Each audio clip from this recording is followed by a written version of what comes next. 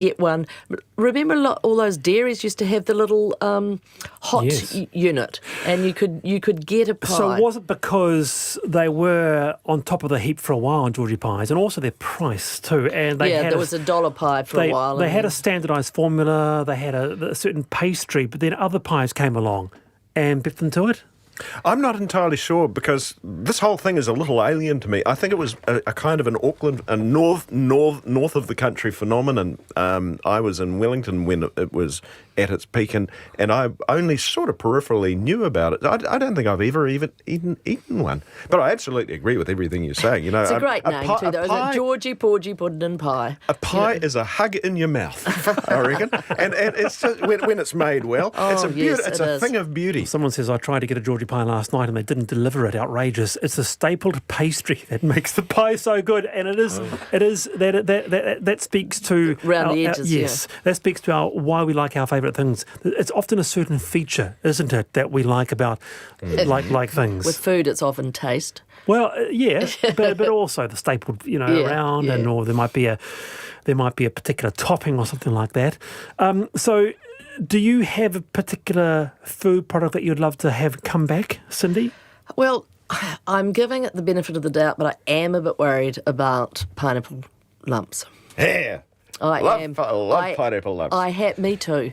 It's that... Hello, Tracy Barnett. Oh, we I am just a bit debated worried. this on Twitter yesterday. Sorry. Well, they're making them in Australia now, and I'm just not sure. I haven't had one for a while, but I was a bit worried about pineapple lumps in Jaffas. They're our iconic lollies, and they're not making them here anymore. And we just need to make sure that they keep doing it properly.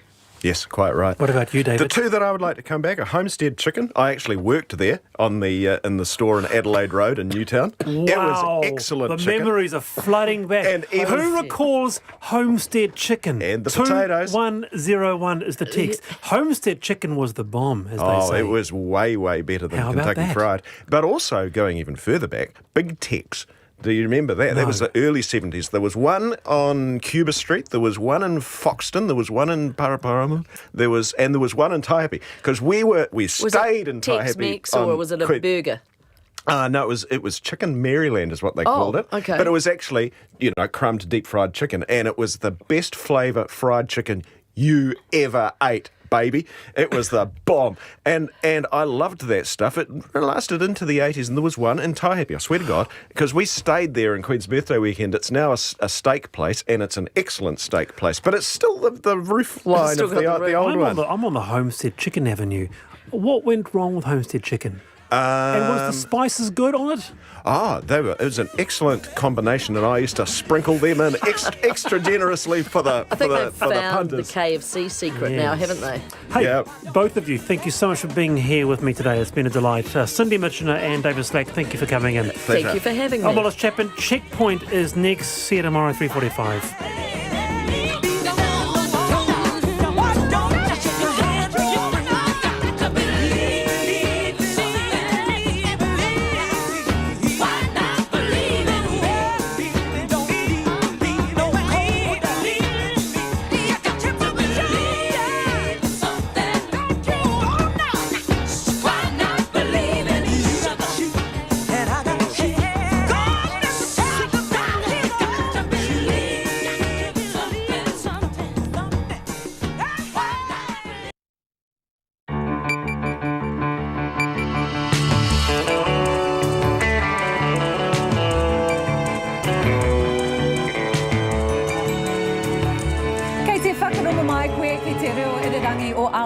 This is Checkpoint on RNZ National. I'm Lisa Owen. Haere nei. 69 million in wage subsidies and still 1,000 jobs could go. Did the Warehouse Group act in good faith, taking all those taxpayer dollars before announcing store closures that could have happened even without COVID? The Prime Minister says she's angry. National MP Paul Goldsmith tells her to stick to her knitting.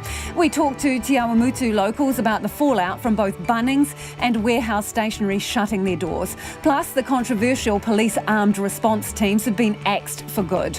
All people arriving at the border will now be tested for COVID-19, and Bowden Barrett prepares for his Blues debut at Eden Park against the Hurricanes.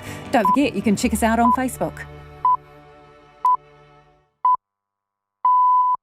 RNZ News at 5. Kia ora ko Susana Leia tawa tēnei. The Police Commissioner says the now canned armed response teams shows New Zealanders don't want an armed police force.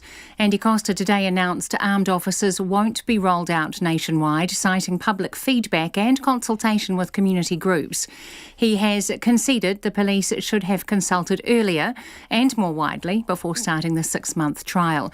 Mr Costa says the result doesn't mean the teams are a failure, but rather that the country needs a style of policing the public supports.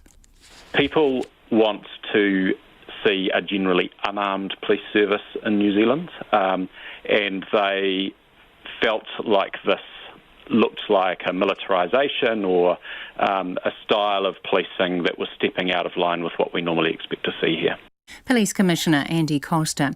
The police deny racially profiling a teenager from Masterton who was arrested last year after being mistaken for someone who robbed a gas station. Officers wrongly identified Peter Hing as matching the description of the suspect, a young person with so-called ethnic features. The Independent Police Conduct Authority has found officers were wrong to leave the boy in handcuffs while they drove him home, despite no longer being under arrest.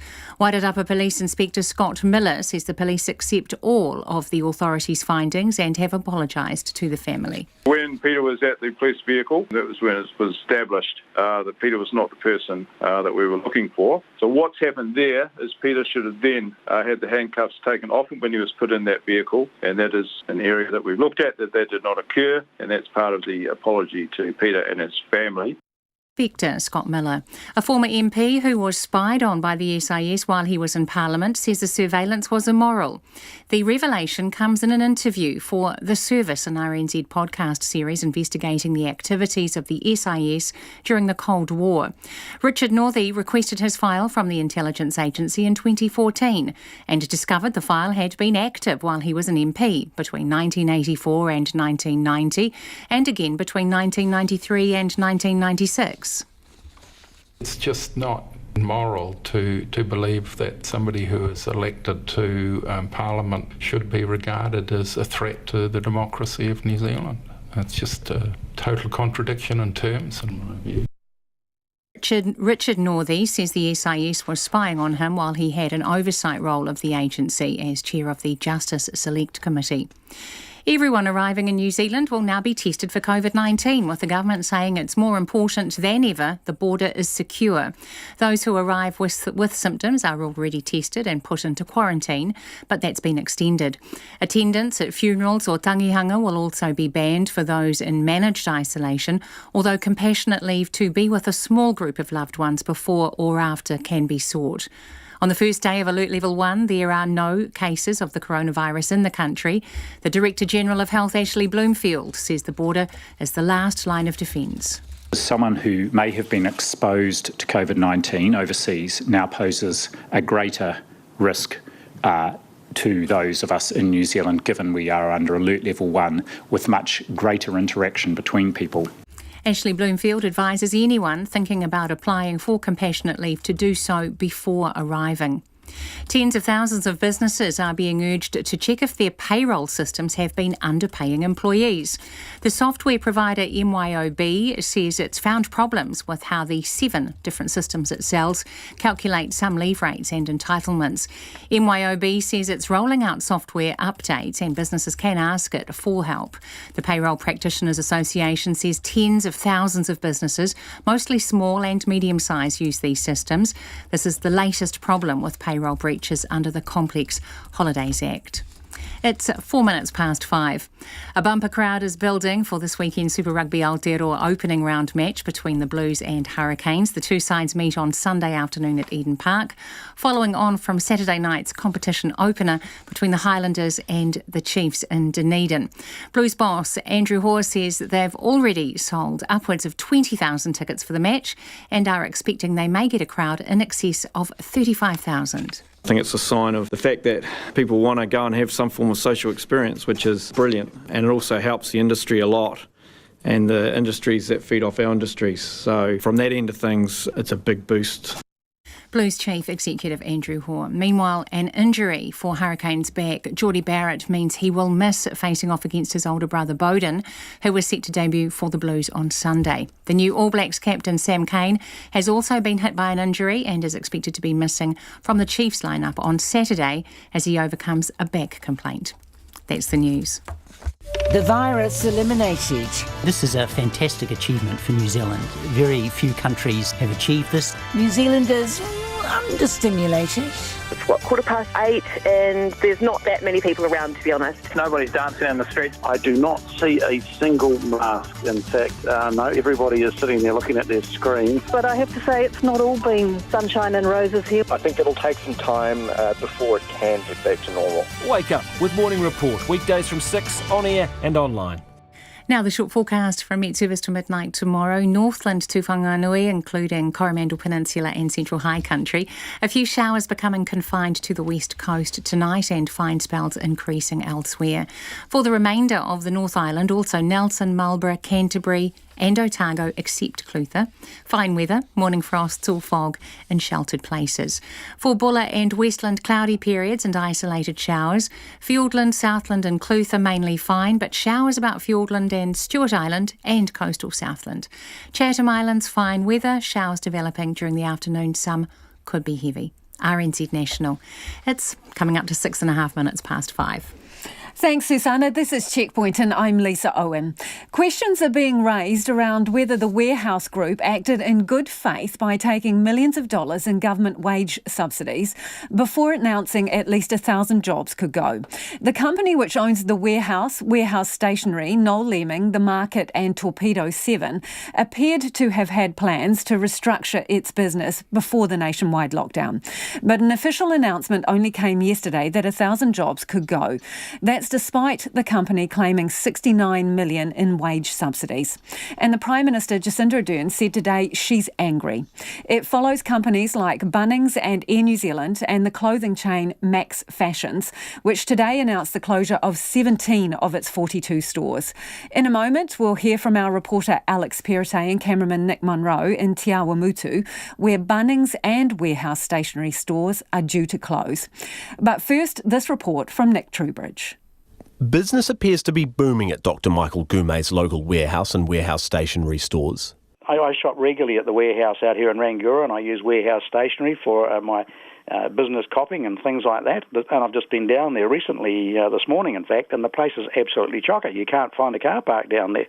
So what is going on with these other stores around the country, I'd love to know, because, you know, if you go back to the origins of this organisation under Stephen Tindall, and I think somehow Mr. Tindall might be asking himself, is this the kind of vision he had for this company in the long run? So I'd love to know what he thinks about it. Former warehouse boss Sir Stephen Tindall wasn't talking today. He stepped away from the business he founded in 1982 some time ago. But news the company he founded is looking to cut 1,000 jobs around the country has Dr. Goumet, a University of Canterbury adjunct fellow, scratching his head.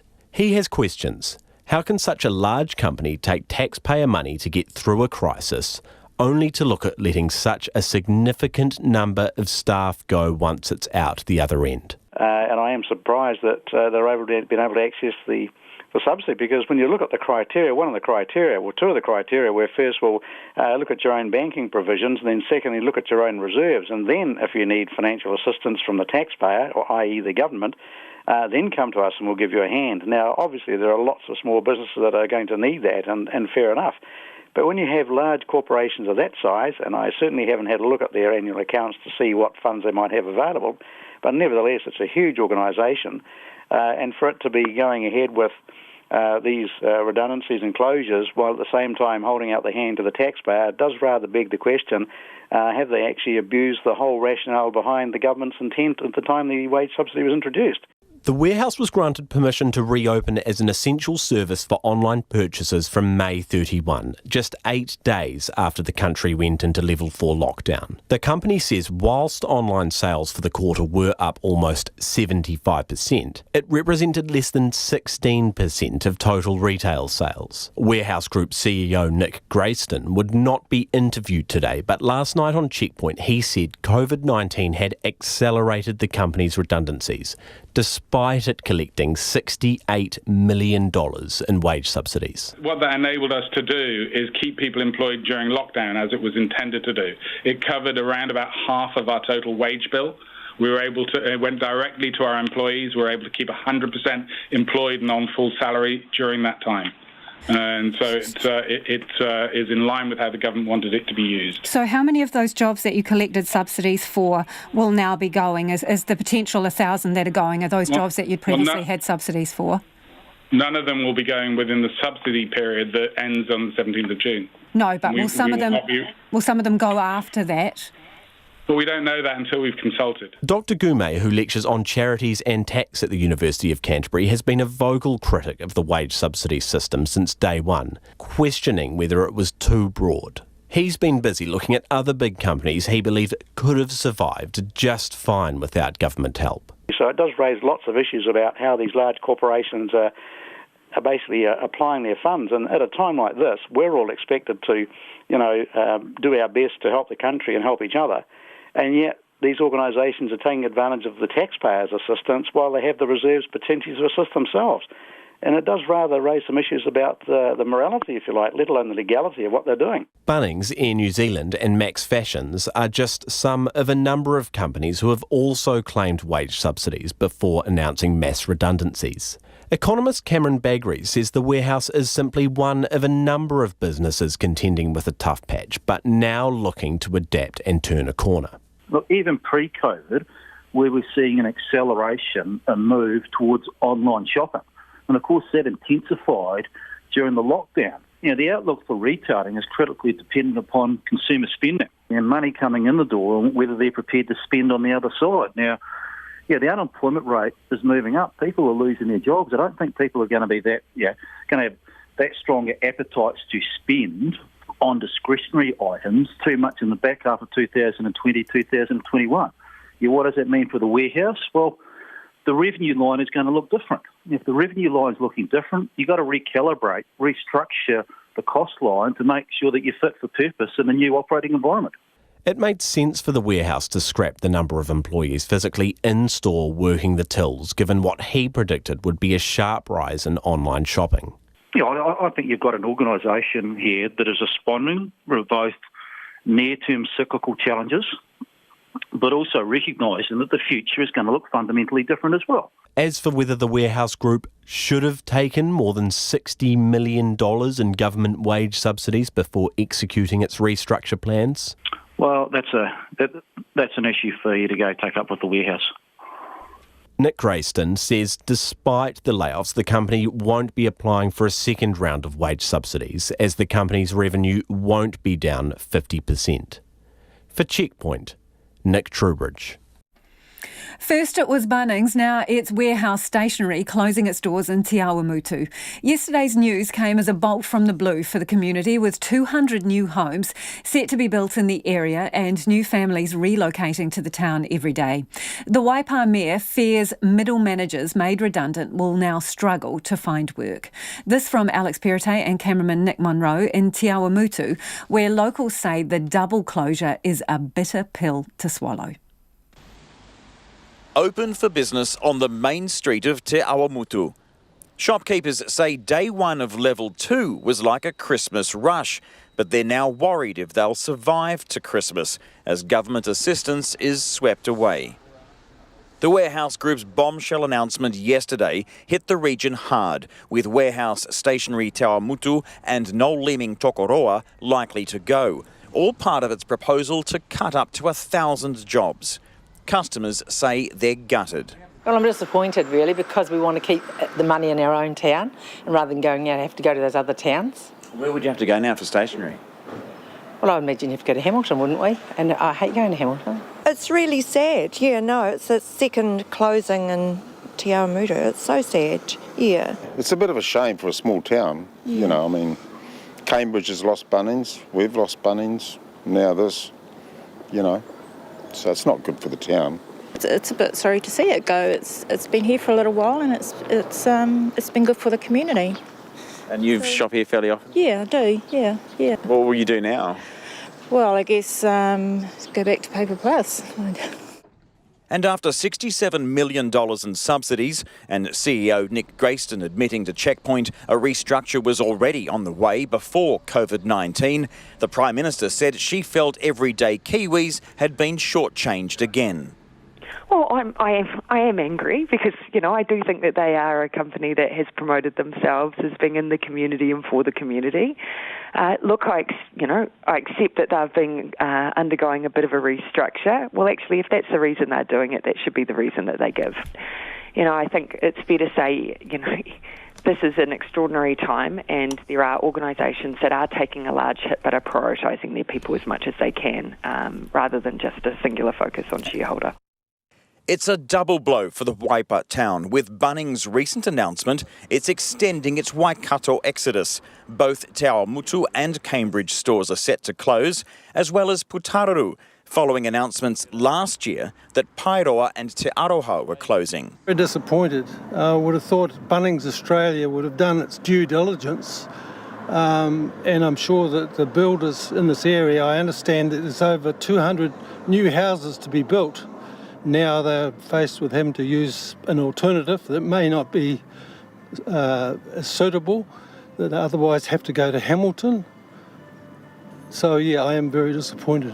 I'm surprised because Te Awamutu's, I've been here 14 years and it's grown substantially, So I'm pretty... And it's still growing, right? They're going to build 200 houses. I know. It's crazy.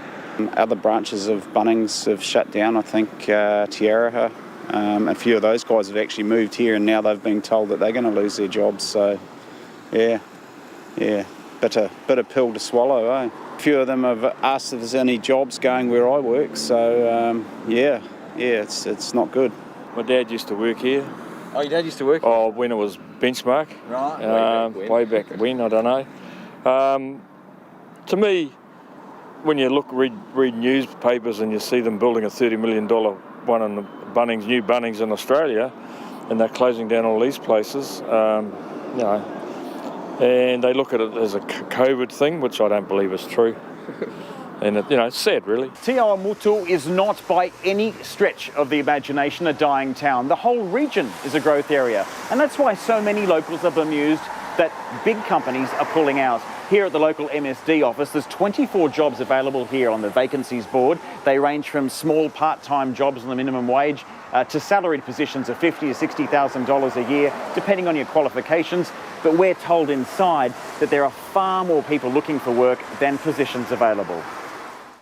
Waipa District Mayor Jim Mylechreest says there's been around 3.5% growth in recent years, which he says is phenomenal. And so, despite COVID-19, the closures have caught him by surprise. A real shock for us in both towns. Te Awamutu particularly because it's got a double whammy with the warehouse stationery. So, look, every job that we lose is really tragic. And with the economy the way it was going, was a bit of a surprise. So, whether there are other issues involved that we're not aware of, but certainly it's not good for the town. He says he feels for middle managers still years away from retirement who will struggle more than others to find new jobs. He says he's still waiting for the green light on more than 20 Provincial Growth Fund applications. But government ministers talking about shovels in the ground need to remove red tape, currently slowing down projects and jobs.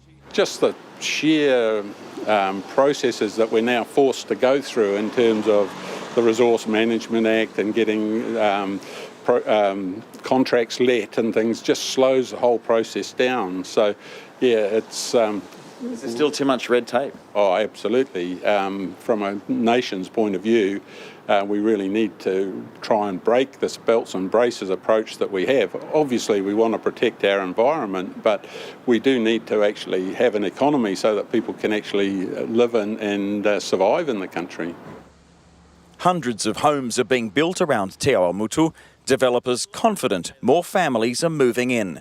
But locals are pretty blunt on why some big businesses are moving out. I think it's all about business, more than people. And that was Alex Perrottet and Nick Munro in Te Awamutu. And if you were listening, we'll put that up on our Facebook page and our website so you can see the video. It is 19 minutes past 5 and you're with Checkpoint on RNZ National. And as of the 29th of May, $136 million in wage subsidies has been returned to the government. We're keen for your feedback on this issue. You can text us on 2101, you can tweet us at Checkpoint RNZ or email checkpoint@rnz.co.nz. The controversial police armed response teams have been axed for good. The 6-month trial in counties Manukau, Waikato and Canterbury was fiercely criticised by justice advocates, concerned about a lack of community consultation and that the armed squad would disproportionately target Māori. A request was filed for an urgent Waitangi Tribunal hearing. And various police documents released under the Official Information Act also show the armed response teams that were supposed to attend firearms in high-risk incidents mostly followed up on suspicious vehicles in their first 2 months on the job. The ART also failed to properly record vital call-out data during the trial, leading to questions about the accuracy of any evaluation of the pilot. While today the Police Commissioner, Andrew Coster, who inherited the trial from his predecessor, announced it's the end of the road for the armed response teams. They won't be part of future policing in New Zealand. In a model where we police with the consent of the public, it's critical that the vast majority of people support the style in which we're policing, and that's been the main basis for the decision I've taken. So basically, you don't think the public were behind you? The public support police to keep them and our people safe. However, the position that I believe we can take away from this is that the view in New Zealand is we should have a generally unarmed police service. I'm committed to that way of policing, and we need to develop options to keep us and the community safe that reflect that intent.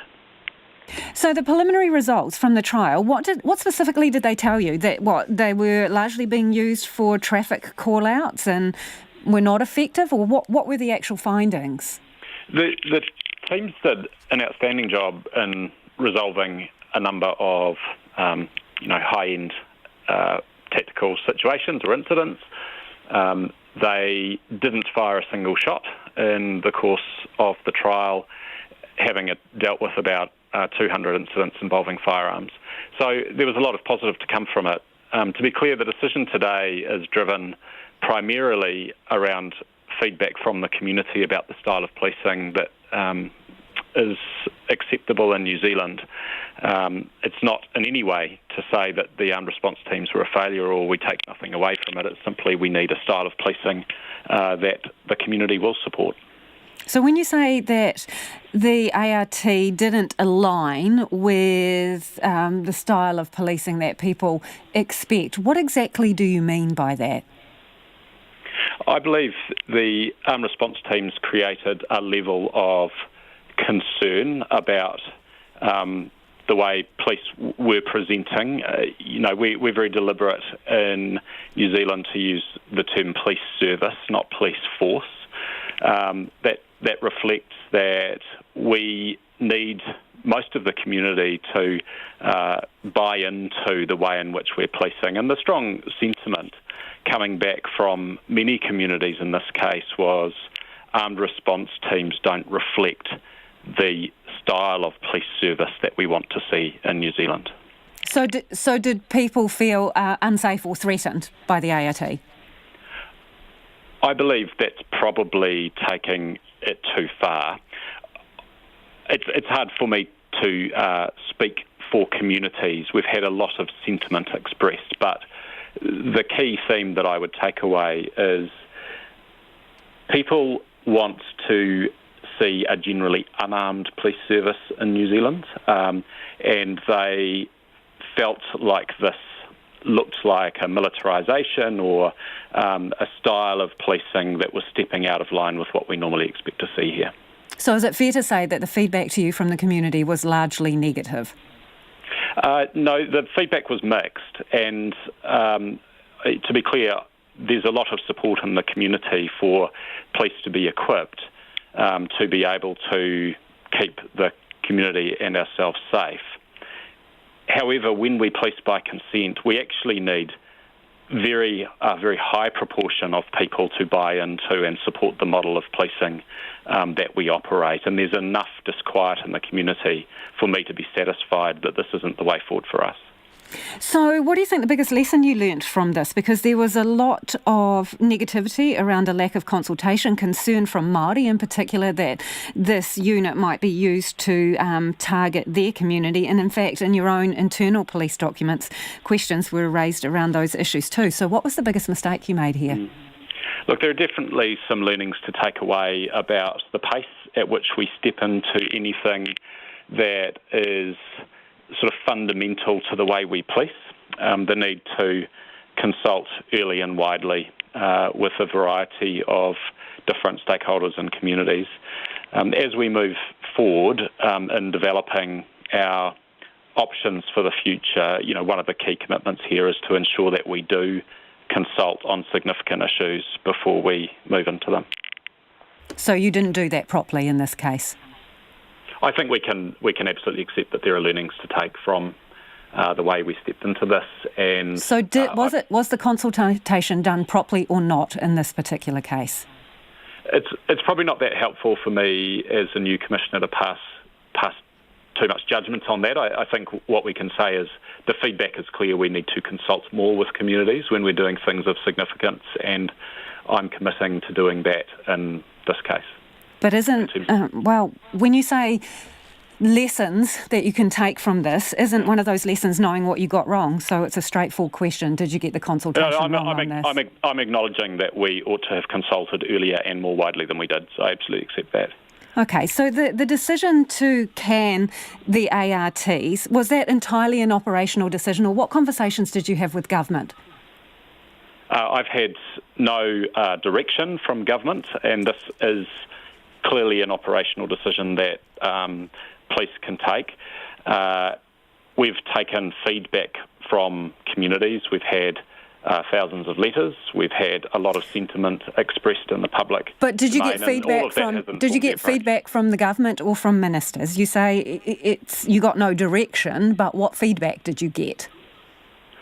I've certainly had conversations with our minister about it, and his focus is on ensuring that we're able to keep the public and our people safe, but also, I've discussed with him the style of policing that we operate in New Zealand, but he's never attempted to direct us in any way because we are operationally independent. So did the Prime Minister express her views or give you some feedback as well on the ART? I don't think it's that helpful for me to discuss the conversations I've had with different ministers. What about a bit of transparency?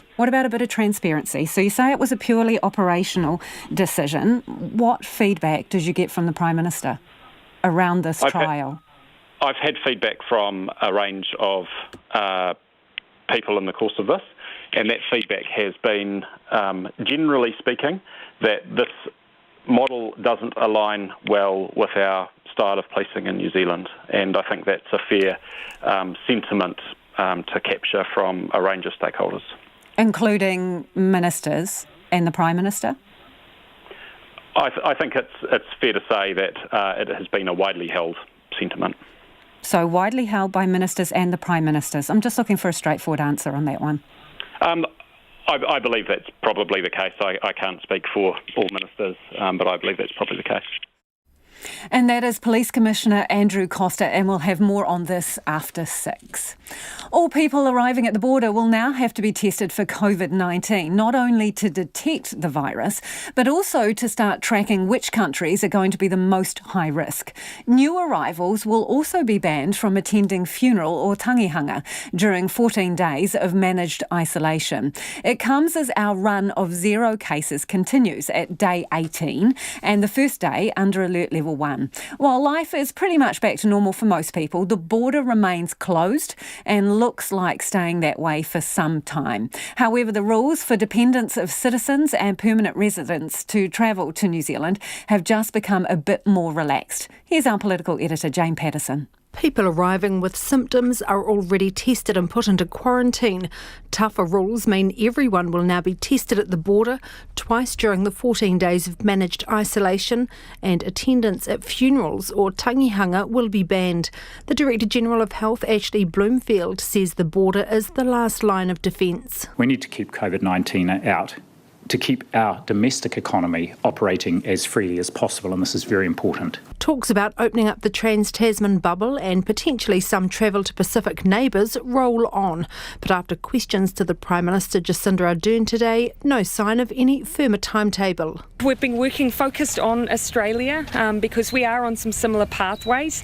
And I haven't put a timeline yet because ultimately it's all going to come down to what the data's telling us, what the testing's telling us. When New Zealand does open its border, Dr Bloomfield says the testing will help identify the high-risk areas and how to manage them. And that will be directly informative of then what we might do at the border in future and what sort of arrangements we might have. Also tighter rules for those in managed isolation for funerals and tangihanga. People can still apply for compassionate leave to be with a small group of loved ones before or after, but not to attend the event itself. This is, of course, unfortunate, but on balance we think this is a necessary trade-off as we relax our domestic restrictions. However, on the immigration side, the rules are loosening for partners and children separated from their New Zealand resident relatives. They can now apply to enter the country without needing to be accompanied by them through the border. And the Minister, Lisa Galloway, says he's now looking at how to help a large group of temporary visa holders return to New Zealand. We estimate that there's probably around 10,000 people who you would consider ordinarily resident in New Zealand who are unable to travel here at the moment, and we need to work through how, in a careful and managed fashion, we can allow those people to return to New Zealand. Now, a really central component of this, of course, is quarantining. But this also comes with a message to migrant workers to consider their future in this country carefully.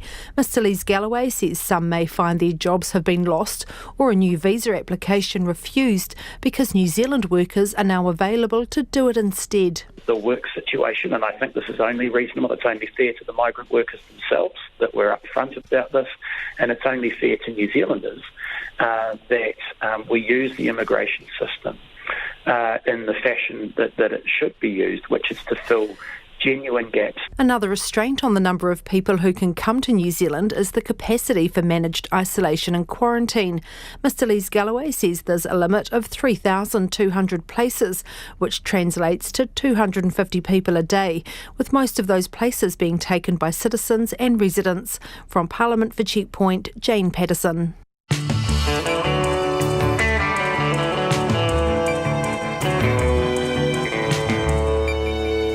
Coming up on Checkpoint on RNZ National MP Paul Goldsmith tells the Prime Minister to stick to her knitting. The PM's in the Bay of Plenty, not knitting, but meeting displaced workers. And Beauden Barrett prepares for his Eden Park Blues debut against his old teammates from the Hurricanes. We would love your feedback, especially on the wage subsidy, so do get in touch. You can text us on 2101. You can tweet us at Checkpoint RNZ, or there's always email, checkpoint@rnz.co.nz. Time now for the headlines with Susanna. The Police Commissioner says feedback has shown New Zealanders don't want an armed police force. The armed response teams won't be returning after a 6-month trial. Andrew Costa told Checkpoint the officers didn't fire a single shot during the trial and he's committed to an unarmed service. The police admit it was wrong to keep a teenager in handcuffs after he was mistakenly arrested for someone who robbed a gas station. Officers wrongly identified 16-year-old Peter Hing as matching the description of the suspect, a young person with so-called ethnic features. In the US, one of the former police officers involved in George Floyd's death says he suggested rolling Mr Floyd over before he was choked to death, but says he didn't have authority over the scene. Thomas Lane had only been a fully fledged officer for 4 days when he helped to restrain Mr Floyd. Everyone arriving in the country will now be tested for COVID-19, with the government saying it's more important than ever the border is secure. Those in managed isolation will not be allowed to attend funerals or tangihanga, although they can seek compassionate leave to be with a small group of loved ones before or after the ceremony. On the first day of Alert Level 1, there are no cases of the coronavirus in New Zealand, but the World Health Organisation says the number of reported cases worldwide hit a new daily high yesterday. The Prime Minister says she's angry the Warehouse Group is proposing a restructure that could see more than 1,000 jobs go. The company has claimed $69 million in wage subsidies, but appears to have had plans to restructure its business before the nationwide lockdown. Auckland public transport users will continue to enjoy a discount on off-peak travel for the rest of the month. Auckland Transport is offering 30% off bus and train fares for adult hop card users travelling between 9 in the morning and 3 o'clock in the afternoon. The discount also applies after 6:30 in the evening on weekdays. Those are the latest news headlines from RNZ National.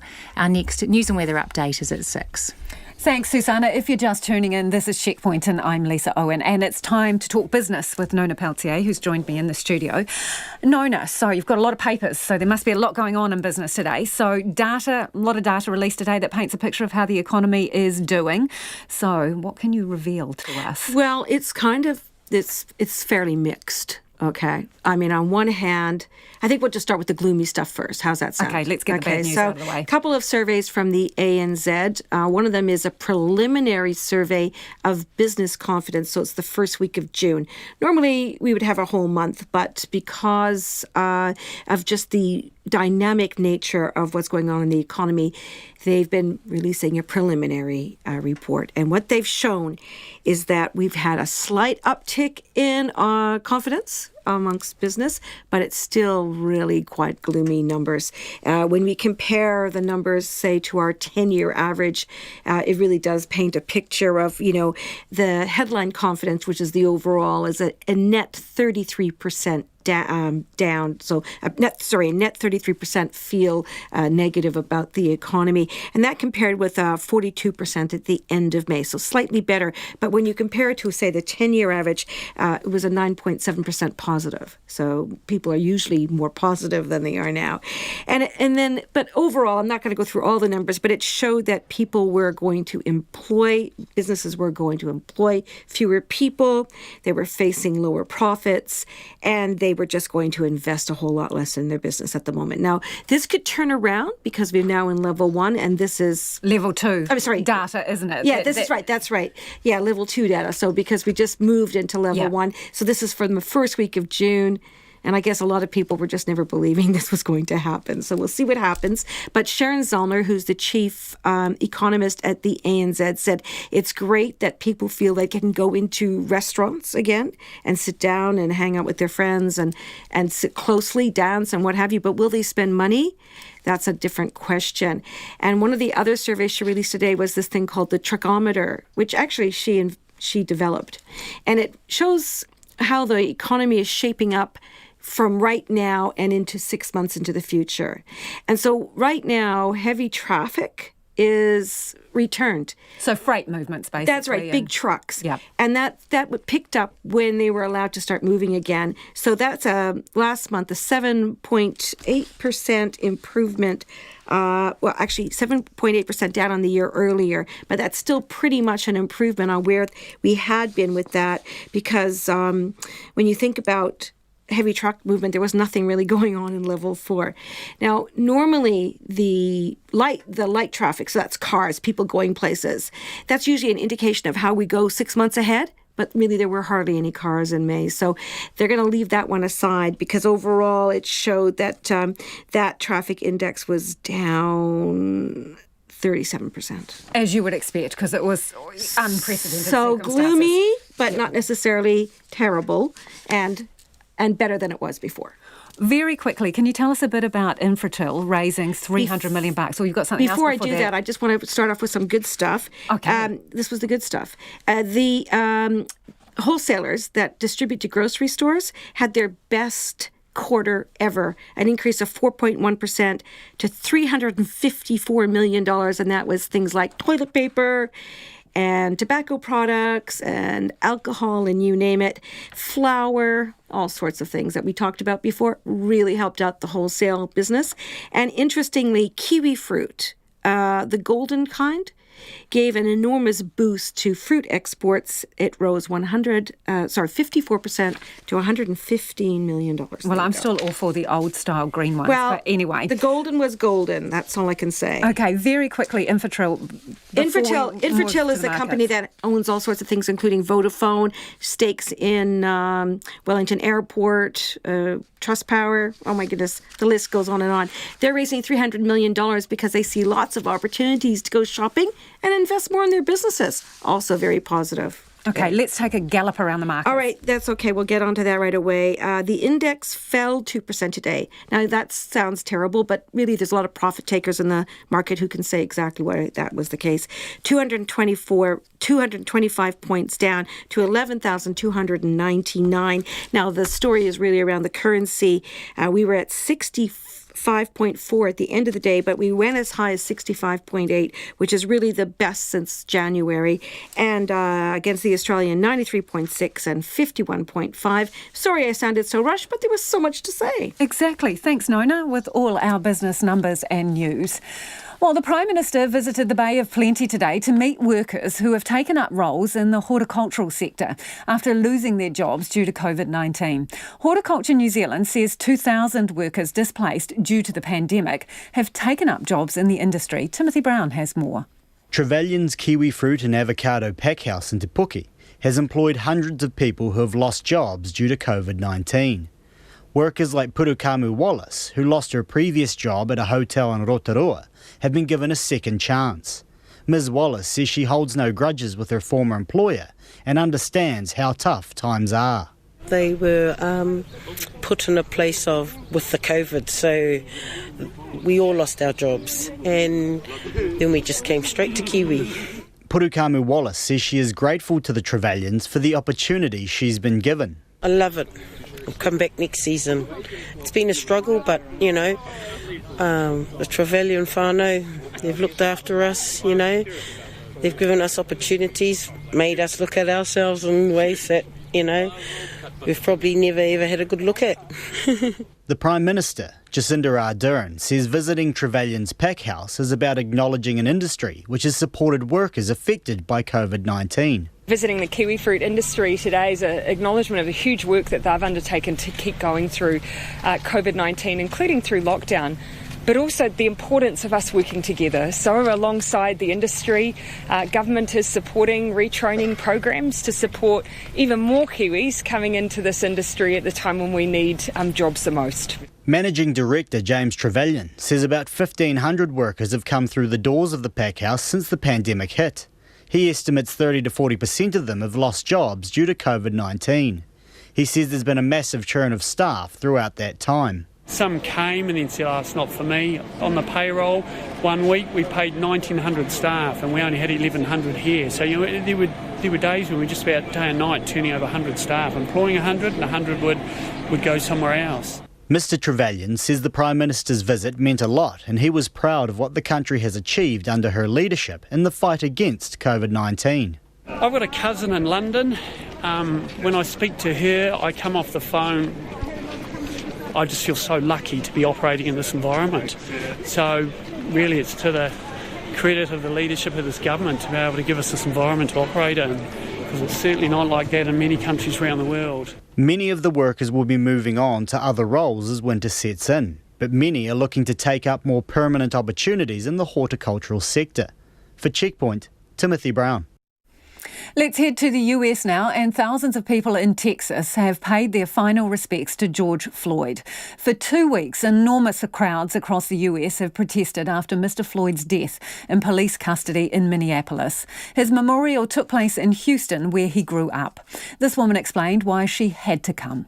There's a history of systemic racism in our country, and coming from a heritage, an ancestral, background where we have been enslaved, we have constantly been oppressed as a people. I stand upon the shoulders of so many great and legendary people, too many to name, that were courageous, in this struggle that we're continuing to fight, in 2020.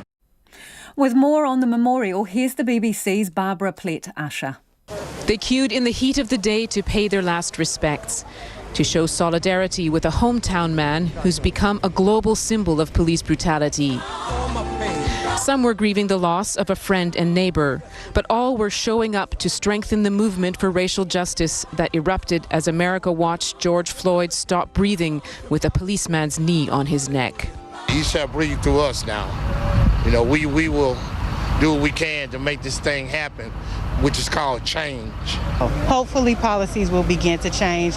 People will begin to get out and vote and affect change. As far as equality, people to learn who we are, why we do what we do, to kind of get in our world, to see where we are. And I think that's going to make a difference. In the nation's capital also, a solemn pause. We will have a moment of silence, actually 8 minutes and 46 seconds of silence in honor of George Floyd and so many others. Congressional Democrats fell silent for the exact period of time that Mr. Floyd was pinned to the ground. They unveiled today sweeping legislation on police reform. Calls to change the way policing is done are echoing across the country. Already in Minneapolis, where Mr. Floyd died, a majority of city councillors has pledged to dismantle the police department and replace it with a community-led system. They say reform hasn't worked, as activists have long claimed. When people say they might file a complaint against the officers will just laugh. They know it's a joke. The system is a joke to them because it never provides consequences, and they act with impunity. But maybe not this time. The officer charged with murder in Mr. Floyd's case appeared in court for the first time today. In Washington, President Trump weighed in on the debate by meeting police officers and dismissing the idea of any radical changes. There's not going to be any disbanding of our police. Our police have been letting us live in peace, and we want to make sure we don't have any bad actors in there. And sometimes you'll see some horrible things like we witnessed recently, but 99, I say 99.9, but let's go with 99% of them are great, great people. In Houston, the Democratic presidential contender Joe Biden met Mr. Floyd's family privately for more than an hour. Police reform has become part of the mix in a turbulent time. There's a quiet sense of confidence here that it's now firmly on the agenda in an election year. Barbara Plett-Usher with that report. Police have apologised to the whānau of a 16-year-old boy from Masterton who was arrested last year after being wrongly identified as a suspect who had robbed a gas station 2 days earlier. Police said they had been looking for a young man with ethnic features. Peter Hing had just finished playing basketball with friends at Koutou College when several police officers pushed him against the school fence and handcuffed him. The Independent Police Conduct Authority has ruled the officers failed to advise Peter he was no longer under arrest and were wrong to leave the boy in handcuffs while they drove him home. Tianiwa Hudahanginui looks at the story. Wairarapa mother Liz Hing was stunned by the arrest of her teenage son last year. In October, 16-year-old Peter was approached by several officers at Koutou College and arrested after matching the description of a suspect who had robbed a gas station and later fled police.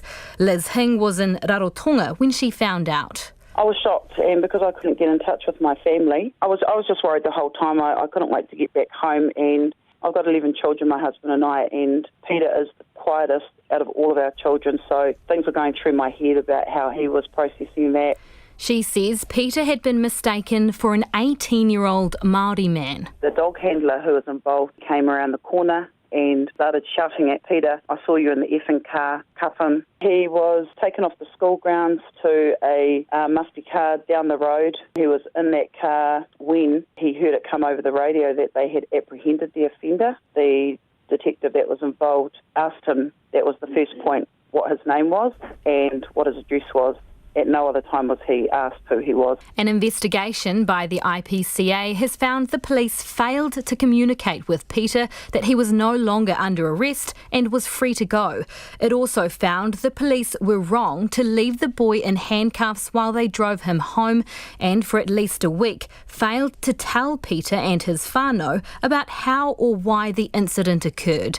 Inspector Scott Miller says the investigation team knew the name of the suspect, but the information wasn't passed on to the officers who arrested Peter. Once this incident unfolded, there were lots of other police officers who became involved, including a police officer out of district over in the Wellington area. He says he fully accepts the findings of the IPCA and formally apologised to Peter and his family at a meeting last week. The mere fact that the handcuffs were left on him would certainly be an indication to show Peter that he believed that he was still under arrest. That is a failing by police.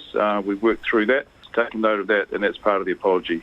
How could that have happened? Was it just a case of misjudgment? What happened there? So that was a judgment made by the police, and it was a wrong judgment. But Liz Hing says it's going to take some time before her son will have trust in police again. My son, they were hoping that he would not be suspicious of police after this, and they have actually offered to work with him through the school, helping him to get his licence, which he was doing anyway, and anything else. But I know that it's left a bit of taste in my son's mouth. The officers involved in the arrest have since undergone training to learn about how to deal with youth.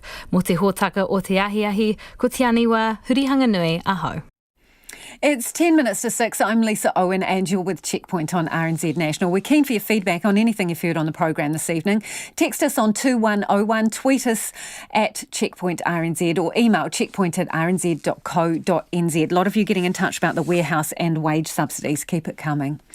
The SIS spied on a senior Labour MP in the 1980s and 1990s, even though for part of that time he had an oversight role of the intelligence agency as chair of the Justice Select Committee.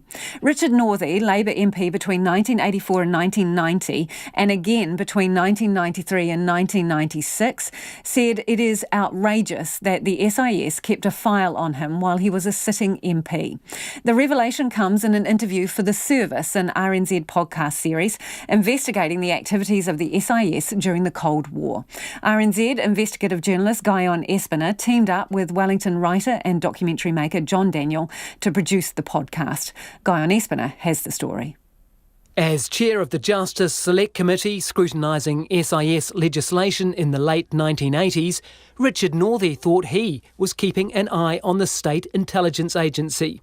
It turns out they were watching him. When he requested his SIS file in 2014, he found it had been active the whole time he was an MP. It's just not moral to believe that somebody who is elected to Parliament should be regarded as a threat to the democracy of New Zealand. It's just a total contradiction in terms, in my view. Richard Northey, who was awarded the Order of New Zealand in 2001 and now chairs the Waitemata local board in Auckland, was strongly focused on campaigning against nuclear weapons and racism in the 1980s. He said he anticipated his anti-nuclear campaigning would attract SIS attention as it had implications for the Five Eyes alliance. But I don't believe that being more assertive about racial equality in New Zealand and overseas is a threat to New Zealand's security. So I was concerned when I got the report that had been a matter of interest to the SIS. The Northey file was one of a number of issues RNZ sought to discuss with SIS Director Rebecca Kitteridge, but she declined an interview for the Service podcast. The issue of the SIS keeping files on MPs blew up in 2009 when Green MP Keith Locke discovered the agency had been spying on him for decades. For 55 years, from the time I was 11 years old, I was spied upon by the SIS. The file shows the SIS was interested in him because his parents had been Communist Party members, and as a boy Keith Locke had attended film evenings and NZUSSR Society functions in Christchurch. It shows a certain fanaticism on the part of the SIS during those Cold War days that they consider 11-year-old children to be a threat to the system. Later, they tracked his involvement with left-wing political groups, protests against racism and the Vietnam War, and they made file notes of his travel and where he went on holiday. They even kept records of his union involvement at the meatworks where he worked. The file was still being added to after Keith Locke entered Parliament as an MP in 1999, when he was arguing that the functions of the SIS be replaced by the police. I was seen as a threat to the SIS by virtue of the fact that as a democratically elected MP and a spokesperson on intelligence issues for the Green Party in Parliament, I was criticising both the operations of the SIS, the legislation covering it, and advocating a different form of protecting New Zealand's security. After Keith Locke went public with the file in 2009, then Prime Minister John Key commissioned a report by the Inspector General of Intelligence and Security. The report said MPs weren't generally a proper subject for surveillance, but the SIS could still spy on them if it could show Parliament's Speaker it had grounds to believe an MP was prejudicial to security. The SIS is supposed to be a politically neutral agency under legislation which forbids it from harming or promoting the interests of any party or candidate. But Keith Locke says his political beliefs were a big factor in the SIS amassing a file on him which ran to hundreds of pages. 400 and something pages covering 55 years. How long was the police file? 0. I haven't got a police file to my knowledge, and I haven't got a criminal record. You can listen to the Service podcast and read more about the series at rnz.co.nz/The Service. For Checkpoint, ko Guyan Espana tēnei. The All Blacks first five, Beauden Barrett, is preparing for a pair of significant firsts when the Blues and Hurricanes meet in the opening round of the Super Rugby Aotearoa this weekend. As well as being his debut for the Auckland-based Blues, Sunday's match at Eden Park will be his first against his former club. Far from daunted, Barrett can't wait to go up against his old teammates, especially now he's got a former All Black star at his side. Clay Wilson and video journalist Simon Rogers joined them at training. Of everything Beauden Barrett pondered during the COVID-19 lockdown, one thought occupied more of his time than most. The All Blacks' first five knows this weekend's Blues versus Hurricanes clash will be a unique experience. There's a lot of familiar faces in that team and potentially on Sunday that I know very well, so it's a game that I've played a few times in my head already, and at the moment I'm just enjoying each day. After 125 matches for the Canes, Barrett will run out in blue, not yellow, at Eden Park on Sunday. He's fully prepared for plenty of feedback about his move north from those he played alongside during his 9 seasons in the capital. Undoubtedly, there'll be some cheeky comments. There'll be all sorts out there. Yeah, definitely from Colsey, in particular. It wouldn't be TJ without a few cheeky comments. Similar may come from those dressed in yellow in the crowd. And there should be plenty of Canes fans there, with 20,000 tickets already sold, and Blues boss Andrew Hoare making a bold projection for Sunday's crowd figure. We'd think in excess of 35,000, which will be an amazing result, and will make for a fantastic atmosphere and a massive lift for the players. Barrett says he's excited by the prospect of his first match in 8 months being played in front of 35,000 fans. If we get that number on Sunday, that's fantastic, and it's even better that we're playing afternoon rugby. I think the product should be better for it as well, so let's hope the lungs hang in there, and the game is a competitive one. If his efforts a few weeks ago are anything to go by, Barrett's lungs should be fine. His record-breaking run in the renowned Bronco fitness test had him in the headlines all around the world. Barrett says that's the main reason he's happy the limelight was well and truly stolen last week, with the Blues signing the man he succeeded in the All Blacks number 10 jersey. I was sick of hearing about that Bronco. But obviously the return of DC, it's huge. It's so good for the game of rugby, and at his age to still play in this competitive competition, it's something we can all aim for and strive for. So I haven't told him that we've got a young first five in our team that's half his age. What kind of impact Barrett can make on his Blues debut is hard to predict.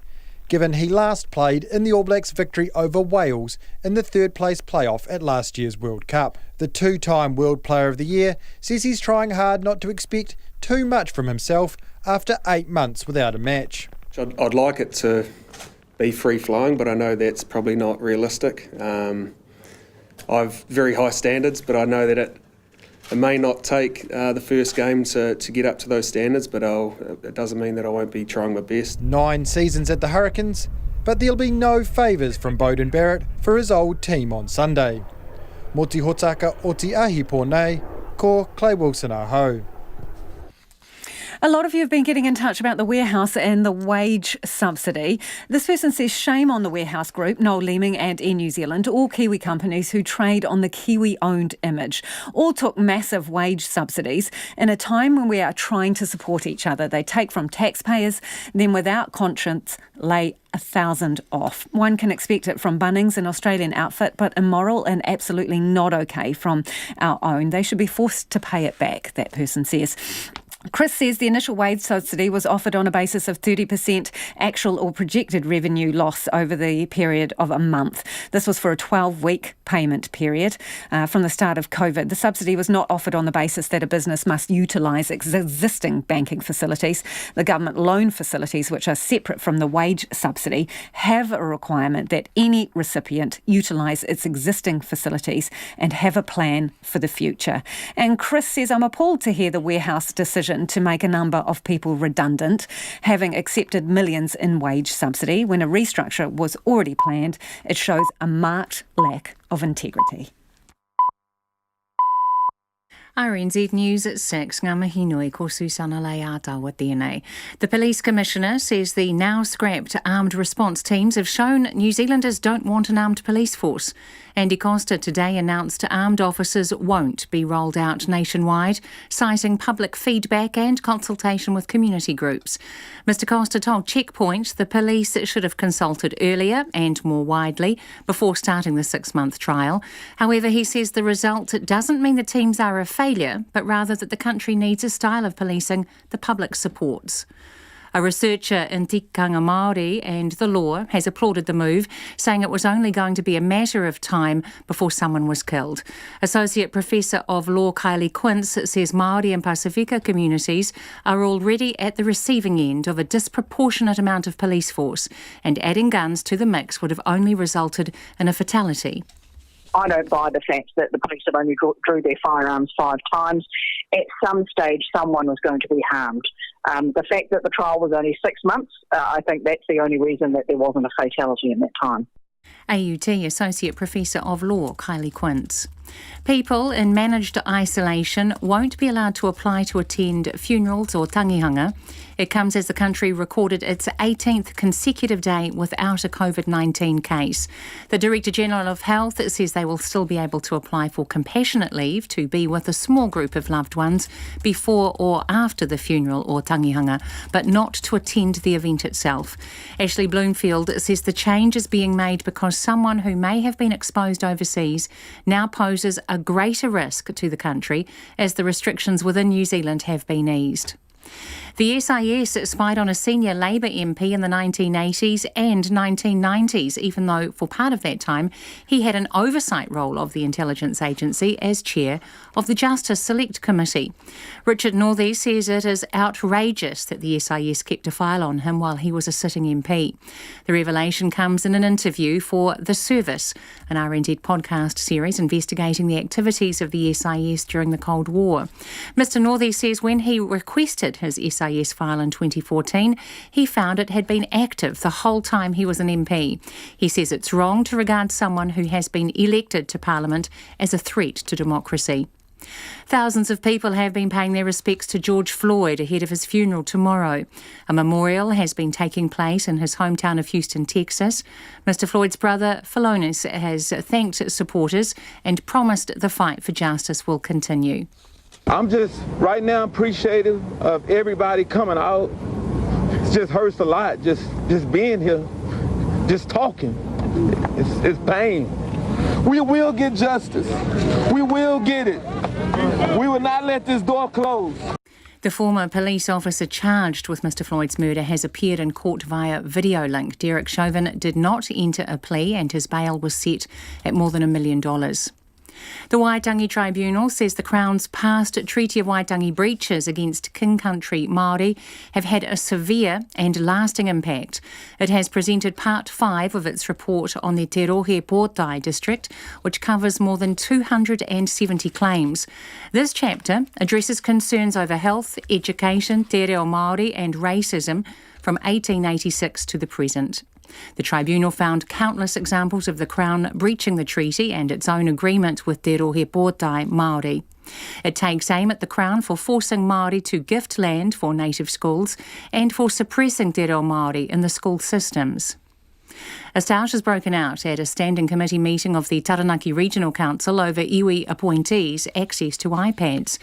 The Policy and Planning Committee considered an item on Treaty Waitangi principles in response to a query from Peter Moahu. He'd noted that iwi appointees had not been provided with iPads for conducting council business, but council members are. Mr Moahu says it's a matter of principle. I mean, I'm happy with hard copies. I don't care about that. It's the council's deliberate mindset to stick to its legalistic point of view. An officer's report concluded the council was not legally required to provide iwi appointees with iPads. Mr Moahu says it's a matter of discretion and sought an amendment to further discuss the issue, which was lost. It's coming up to 5 minutes past 6. After a 3-month break from rugby, Hurricanes halfback TJ Perenara expects teams to take a slightly different approach to the Super Rugby Aotearoa competition. The Hurricanes play the Blues on Sunday, and Perenara says looking back at game footage from earlier in the year will not tell the full story as the teams prepare for their first game back. People see the game a different way after a certain amount of time. Rules have changed a little bit as well, so you can't, in my opinion, take heaps from that first competition we were playing earlier in the year. The Australian government is considering decreased capacity for crowds for NRL games. The New South Wales state government has already ticked off on corporate boxes for up to 50 people being open from this weekend for the Rugby League games. Australian Rugby League Commission Chairman Peter Vlandis says he is aiming for a July 1st return for all fans. That's the news. I'm Catherine Ryan. Tomorrow on 9 to noon, the new proposal that will radically overhaul the country's fisheries system. What chance for a big new retail development in downtown Auckland amid the decline of retail post-COVID? How a solo trader triggered the fastest stock market crash in history from his childhood bedroom. And the life-affirming qualities of cold water swimming at London's Hampstead Ponds. Join me on 9 to noon on RNZ National. Now the short forecast from Met Service to midnight tomorrow, Northland to Whanganui, including Coromandel Peninsula and the Central High Country. A few showers becoming confined to the west coast tonight, fine spells increasing tomorrow. For the remainder of the North Island, also Nelson, Marlborough, Canterbury and Otago except Clutha. Fine weather, morning frosts or fog in sheltered places. Bulla and Westland cloudy periods and isolated showers. Fiordland, Southland and Clutha mainly fine, but showers about Fiordland, Stewart Island and coastal Southland. Chatham Islands, fine weather, showers developing during the afternoon. Some could be heavy. RNZ National, it's coming up to 7 minutes past 6. Thanks, Susanna. Kia ora anō. This is Checkpoint and I'm Lisa Owen. National MP Paul Goldsmith concedes telling the Prime Minister she should stick to her knitting after she expressed anger over job cuts at the warehouse wasn't the best choice of words. The warehouse group is planning to axe about 1,000 jobs in a restructure that it says has been accelerated by COVID-19. That's despite getting about $69 million in government wage subsidies. A little earlier, I spoke to the National Party finance spokesperson, Paul Goldsmith, and I asked him what exactly his message to the Prime Minister is. Look, I just think it's not helpful for the Prime Minister to come along and criticise or second-guess the decisions made of struggling businesses at a time, when it's really difficult. They don't need to have the Prime Minister sort of pointing these things out. Struggling business, the warehouse? Yeah, a lot of businesses are struggling all up around the country, big and small. Even though they made $70 million last year. Well, look, it's not for politicians to determine what business decisions should be made in terms of a company, either company trying to stay afloat in a very difficult time when they haven't had people coming in the door and the economy is slowing. The only point I'm making is simply that the Prime Minister's focus should be on clearly articulating a credible growth plan to get us back on track as a country. And what we're seeing at the moment is basically a plan which consists of debt-fueled government spending on a colossal scale and waiting for a vaccine. We need to do better than that. And if she focused on that rather than criticising private businesses that are struggling to do their best, I think that would be a better use of her time. They got $68 million in wage subsidies from the public purse. Does that not require, them to answer some questions about why they're axing 1,000 jobs when the restructure was underway prior to COVID-19? Well, look, it's not my role to defend the warehouse or how the wage subsidy worked. The wage subsidy. But you're telling the Prime Minister, in essence, to butt out. So you are taking a side, aren't you? Suggesting to the Prime Minister is that rather than criticising businesses, large or small, her government has a long track record at taking pot shots at business leaders. Shane Jones is the best at it, but there are others as well. Rather than criticising them, recognising the difficulties that many businesses are facing, it's best to focus on the things that the government is responsible for. And the primary thing that the government's responsible for in the economic sense is working quickly to open up the economy, getting trans-Tasman tourism going, those sorts of things, having a clear growth plan, and making it easy for business to get back on track, which is focusing on the basics like regulatory restraint and not tax, all those sorts of things. So they've done a bunch of those things. They're working on a trans-Tasman bubble. They've given out, more than $10 billion in wage subsidies. We're at alert level 1. I mean, what is it that you would do differently exactly? Well, like I say, the focus government subsidies were important when we were locked down, but obviously you can't just continue subsidies forever. The second wave of subsidies shouldn't go ahead? Is that what you're saying? No, not saying no. I think the second round, more tightly restricted, makes sense, but the future needs to be focused on a growth plan and getting private sector investment back. Now, what are the drivers of private sector investment? Well, it's business confidence. It's been able to get finance coming into the country. Only 2 weeks ago, they passed another highly restricted a set of rules around inward investment from overseas, making anything coming in from offshore have to go through a very that's the criticism. So that's the criticism. More difficult. Yeah. But where is your plan of action? So you're quick to point out what is wrong with what they're doing. What have you got? Yeah. What's your proposal specifically, not generally? Specifically. Yeah. And so Todd Muller, the leader, outlined 5 points in our plan that we are rolling out at the moment. First and foremost is an absolute focus on opening the economy quickly. And we think right here, right now, we should be doing everything we can to get international students back, for example. Was the fourth largest export earner. Used to employ 55,000 people. Yes, it's difficult to work it out, but the universities are keen to quarantine people in their dormitories and so forth. So on your watch, just to be clear, that's one thing. On your watch, would they be coming in right now? We'll be doing everything we can to get them in for the second semester, which is starting soon. So doing everything you can. Again, that's fence sitting. So I'm asking you specifically. Right now, would you be allowing those students in as long as they quarantine for 2 weeks? Is that what you're saying? But as you know, yes, that would be the absolute focus. As you know, we are not privy to the official advice that they're getting from the authorities, the health authorities and so forth. The point I'd be making is... So then should you be making those judgments if you don't have that advice? Well, you can make an assessment that when you look at the opportunity for the New Zealand economy to grow, you've got to be saying yes to more things than no. And there's always a reason not to do something, and if you want to be ultra-conservative, you have to say, OK, well, we'll put it off to next year. If we put it off to next year, we'll miss a huge opportunity for New Zealanders to get work and jobs and to get us back on track. So Okay. that's one thing. But look, the second That's thing one. is So what around, else? International students, that's one thing. What else have you got? Keeping taxes low and so that people feel confident to invest and the government refuses to make any commitments around that. Then a focus on private. So you're offering a tax cut? No, Are you promising a tax cut? I'm not promising anything. I'm saying we should keep taxes low, and we'll have more to say about the specifics of our tax policy soon. But we shouldn't be increasing taxes as Grant Robinson has refused to rule out. When was the last time that you told a man in a leadership position to stick to his knitting? Look, it wasn't the best phrase to use. I would just as easily have used the phrase for Grant Robinson, but I didn't. And look, the point I was making was. So are you simply, apologising to the Prime Minister for the use of that phrase?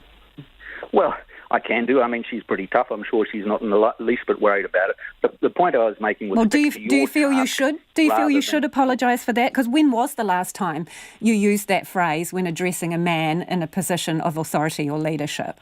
Well, probably quite often. I use the phrase all the time, and the point of it is to say stick to your task rather than meddling in somebody else's. But the feedback I've had from my kids is, what are you going on about knitting? They don't understand the phrase. It's a metaphor that I've used, but they don't understand it. So was it an appropriate turn of phrase when addressing the Prime Minister?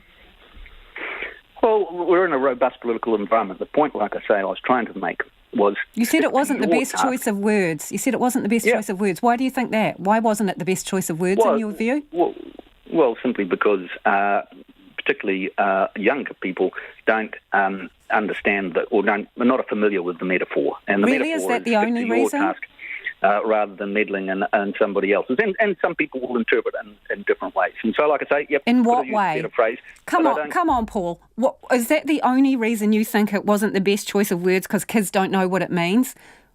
In all honesty, why was this not the best choice of words? Well, because people might assume that I'm being disrespectful to the Prime Minister in her role, and I certainly don't want to give that impression. And that was Paul Goldsmith. Now, as a footnote to that, ex-David Seymour has come out this afternoon in defence of his Epsom colleagues' knitting comments. He says Paul Goldsmith isn't sexist because it's not just women who knit. David Seymour says he himself gave up knitting when he was 8 because it was too hard. As for Paul Goldsmith himself, well, he went away after that interview, did a bit of poking around in the archives and wanted us to know that he has found an occasion where he did in fact tell Shane Jones to stick to his knitting. No date for when that comment was made, though. It is 15 minutes past 6 and you're with Checkpoint on RNZ National. I'm sure you'll have some thoughts on it and we'll get to your feedback a little later. New Zealanders woke up this morning living in one of 8 countries free from COVID-19. There was relief and joy around the country with people no longer required to social distance after more than 100 days of lockdown, 18 days of no cases and the first day of no active cases.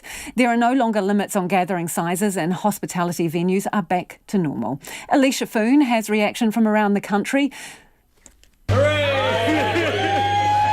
Celebrations erupted today to mark the first day of Level 1 in New Zealand.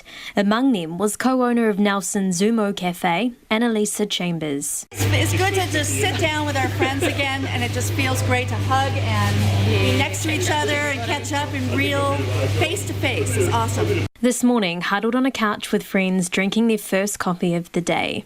She says lockdown has been a challenge and a lot of hard work, but support from staff and loyal customers has seen them through. Nelson plumber and gas fitter Andy Ray was one of those customers, grabbing a coffee at 7 this morning before heading to work under Level 1.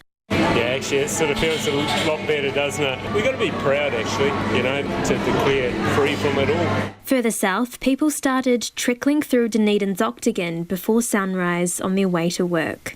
While residents were happy to welcome in Level 1, not everyone was confident they would notice much change. To me, it's going to make no difference. The only thing is that my dad can do his own shopping because he's in his 80s, so we haven't let him. I think it's a good thing, as long as our borders don't open. Not really, no. It's just more people out and about, and I think it kind of makes you still really aware of keeping your distance. It's actually been moving that way anyway. We had noticed over the last couple of weeks with Level 2, people's guards were dropping. Meanwhile, Christchurch woman Bree says she's excited to celebrate one of the most important days of her life, surrounded by friends and family. Oh, it means a lot for me because I have a wedding coming up. So it means I can get married and have my friends and family there, which is really good. It's in October, so it's still a wee bit away, but it was looking touchy for a wee bit. A New Plymouth cafe owner says he'll be waiting until next month to know the true impact on his business. We're here to survive and keep all of our staff, so for us it was amazing. We are in the city centre and a lot of people aren't back at the office yet, so for us it is a little bit quiet, but probably the next few weeks or months will tell us what is the real impact of COVID on the economy, I guess, actually judge what COVID really did to us. New Plymouth bus driver Neil McMahon says travellers were much more relaxed today and he hoped to see more senior citizens out and about.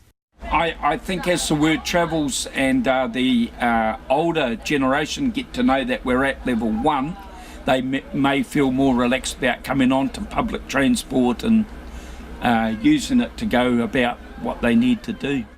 Christchurch's Summerfield School Principal Denise Torrey says the community is feeling a sense of relief and anticipation to have larger school gatherings again. Well, excitement. It's the first time that some of our parents have been on the school grounds, of course, since we went into lockdown. It's a school's manaakitanga, isn't it, is to have parents in their school, so we want them here. We're going to be able to have some of the events that we've been unable, like a fortnightly assembly, which always has a lot of parents here celebrating who we are, and cross countries, and doing some of our big events like kapa haka and choirs, which we haven't been able to do to the same extent.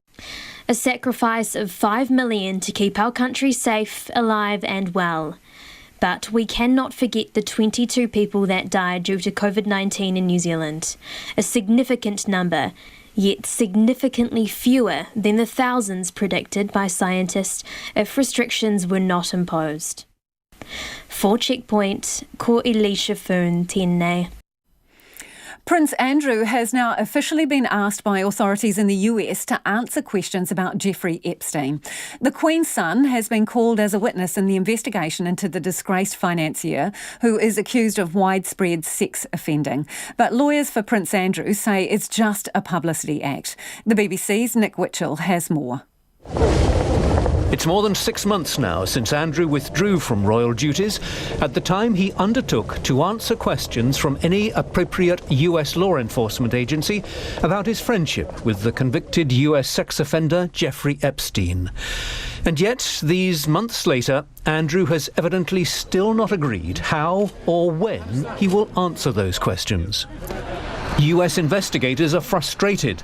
In January, one of them stood outside Epstein's New York home and complained about Andrew's continued silence. The Southern District of New York and the FBI have contacted Prince Andrew's attorneys and requested to interview Prince Andrew. And to date, Prince Andrew has provided zero cooperation. Today, Andrew's lawyers issued a statement complaining about the way in which the Americans are going about things. It's all much too public for the prince's liking. The statement said, the Duke of York has, on at least 3 occasions this year, offered his assistance as a witness to the Department of Justice. Unfortunately, the DOJ has reacted to the first 2 offers by breaching their own confidentiality rules and claiming that the Duke has offered zero cooperation. In doing so, they are perhaps seeking publicity rather than accepting the assistance proffered. To that, US Attorney Geoffrey Berman has responded, saying, today, Prince Andrew yet again sought to falsely portray himself to the public as eager and willing to cooperate with an ongoing federal criminal investigation. If Prince Andrew is in fact serious about cooperating, our doors remain open and we await word of when we should expect him. Andrew was asked in last November's Newsnight interview whether he would cooperate with US investigators. At that point, he appeared a little unsure. And I would have to take all the legal advice that there was before I was to do that sort of thing. But if push came to shove and the legal advice was to do so, then I would be duty-bound to do so. 7 months later, Andrew and his lawyers are still arguing about the process rather than actually answering questions. Nick Witchell with that report. One of the world's most powerful record labels says it will stop using the term urban to describe music in the wake of the Black Lives Matter protests. Republic Records, which is owned by Universal and represents stars like Ariana Grande, Drake and Taylor Swift, will stop using the word, which it says is outdated and represents racial profiling. Our World Watch reporter Max Toll filed this report. Would you describe this Backstreet Boys song as urban or pop? What about this Boys to Men classic? The term urban has been around for decades. Beyoncé, for example, was once signed to the urban division of Sony Records. But in recent years, an increasing number of voices in the music industry say the word has become a lazy generalisation of black music. The BBC's music reporter Mark Savage calls it marginalisation. Effectively, what it was doing is making a kind of catch-all ghetto for music by black people that didn't apply to other artists. Hip-hop music doesn't really have anything to do with R&B. They're very, very separate. But to be lumped together means that that music is, in effect, being marginalised. The term caught on after being popularised in the 80s when radio stations and record labels thought terms like rap and hip-hop might alienate their audience. Here's the rapper, Tyler the Creator, speaking at the Grammys. And I don't like that urban word. It's just a politically correct way to say the N-word to me. So when I hear that, I'm just like, why can't we just be in pop? And so, effective immediately, Republic Records says it will remove urban from any descriptions of its departments, employee titles or music genres. After the announcement, a senior music industry lawyer published an open letter asking, why is it that black music generates millions and millions of dollars a year, and yet none of the companies have a meaningful number of employees of colour? Mark Savage says eliminating the word urban is an early step forward in tackling inequality. I think there is a recognition that removing that word from the vocabulary is a recognition of systemic problems. You know, the record industry makes a huge amount of money from black artists like Kanye West, Drake, Beyoncé, but most of the senior executives at those labels are white. For Checkpoint, Max Toll. And in breaking news, in the past hour, Consumer New Zealand says it wants law changes fast-tracked because Air New Zealand is dragging its heels over giving passengers refunds for cancelled flights. Consumer New Zealand met with Air New Zealand today to discuss the airline only providing credits for flights cancelled due to COVID-19, but says Air New Zealand is sticking to its guns, only giving refunds if required to by law. It comes after its CEO, Greg Foran, told Checkpoint on Friday that the company would go to the wall and even more redundancies were likely if it had to refund everyone who had a cancelled trip with the airline. Our producer, Bridget Burke, spoke to Consumer CEO John Duffy a few minutes ago. Well, we requested a meeting when we wrote to them a couple of weeks ago to express our disappointment with their approach to refunding consumers who have had flights cancelled due to COVID-19. And when they got back to us, they accepted our invitation and we finally managed to make it work today. Do you think New Zealanders have more sympathy for the airline, having heard their CEO, Greg Foran, come out and say that to pay back refunds would sink the operation? Well, it depends, I guess, if New Zealanders believe that that's the case. And I'm a New Zealander who doesn't necessarily think that that's the case. It's been described in very absolute terms. What Consumer NZ has been advocating for is not necessarily full refunds for everybody who's got a non-refundable fare. It's offering the option of a refund or a credit, because in many cases, people will be happy to accept the credit. So it's not the full amount of people that may appear on the balance sheet as a liability that would necessarily take a refund. Does Consumer NZ then have advice for consumers, would-be Air New Zealand customers, about booking flights knowing what they know now? Well, I guess this comes down to trust in the brand and the damage that may or may not have been done by the stance that Air New Zealand has taken here. Yeah, look, we had a really positive meeting with them today, and they did acknowledge that their communications had been below what New Zealanders should expect from a company that has the status of Air New Zealand. Did they explain why they had failed in communicating messages to their customers? No, just that they hadn't lived up to expectations, and they're working really hard to improve their communications. And I think if you look at their communications over the last kind of 5 days, they certainly have stepped up their PR. Personally, if I had the ability to afford it and I was going to be flying in the next wee while, I would be buying a fully flexi fare that's refundable, because you never know whether routes are going to be cancelled and whether operational matters are going to get in the way and see flights cancelled. So just as a safety net, I'd be certainly recommending that people, if they can, book refundable fares. However, our position still remains the same, that where a flight is cancelled and it's beyond the control of the consumer, the airline should be refunding those flights no matter what class they are. And given that you met with them today and they've doubled down on their position, saying that they have no intention of refunding fares, was the meeting valuable at all? Look, I think it was valuable in that we clarified quite a few points with Air New Zealand where their information has been quite murky. So clarifying exactly how consumers will be able to access credits and exactly what credits will cover has been really useful. So we'll be producing advice for consumers over the coming days to clarify, exactly when and where you're entitled to a credit and how you can go about using that. And that is John Duffy, who was speaking to our senior producer, Bridget Burke. Before we go, some of your feedback on our interview with Paul Goldsmith. Valerie's got in touch to say, if Paul Goldsmith actually suggested that the PM stick to her knitting, he ought to be ashamed of his thinly veiled sexist comments, steering the country through a pandemic and its economic fallout, including abuses of the wage subsidy, is most definitely her job. Kia ora, Valerie. And this one, apart from the perceived sexism, although a term commonly applied to men in business, Paul Goldsmith was a patronising, condescending, unfunny nitwit. And there is one more that we should get to, which says Paul Goldsmith shows a lamentable lack of understanding of the complexity and skills of knitting. Back tomorrow.